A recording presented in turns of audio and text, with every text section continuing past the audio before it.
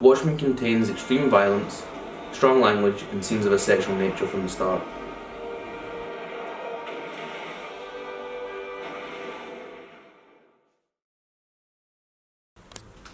So the title sequence used at the start of the film really just expands upon the world from the graphic novel.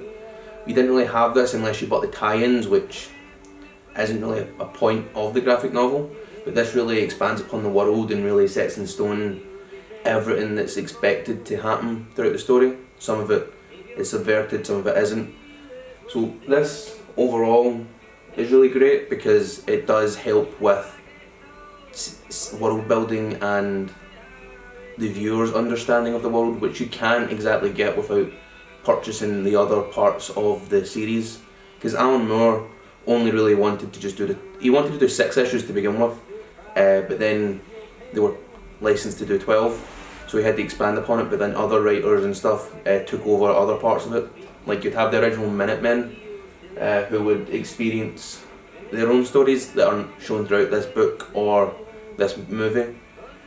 So overall, the inclusion of this that helps build up the world is a great addition from the source to the film. Watchmen was a graphic novel released between the years of 1986 and 1987, with the graphic novel releasing late in 1987. It was written by Alan Moore and the art was done by Dave Gibbons, both English artists in their own right. The music used throughout is chosen expertly and works to great effect, except for this one scene which butchers Hallelujah by Leonard Cohen.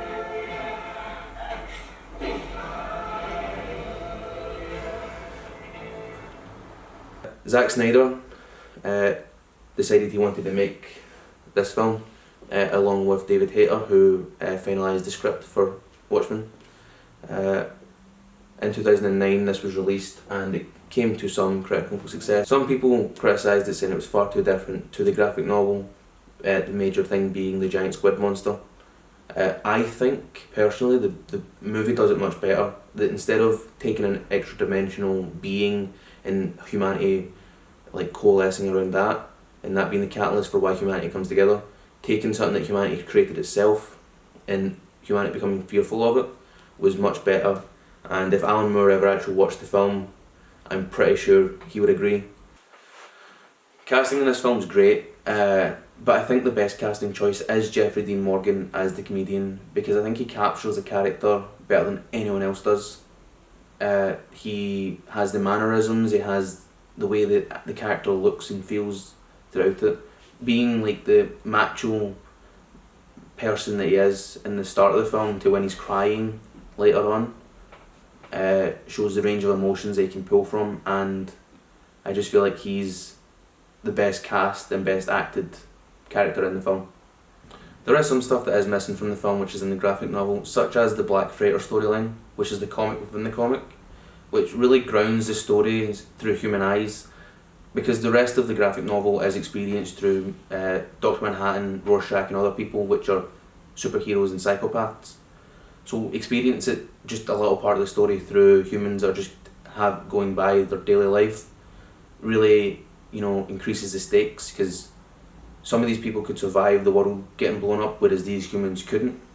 So I think if the film had more of that, it would be a stronger adaptation within itself. In contrast to that, there is scenes that it does adapt, and it adapts so much better than the graphic novel, such as the scene where Night Owl 1 dies, through the use of music, costume, lighting, like even just having the Golden Age villains through this old man's eyes is made so much better, because in the graphic novel I think it's 8 panels of 1 page, and it's turned into this scene which pulls at the heartstrings and is a great strengthening upon a simple thing from the graphic novel made into something great in the director's cut.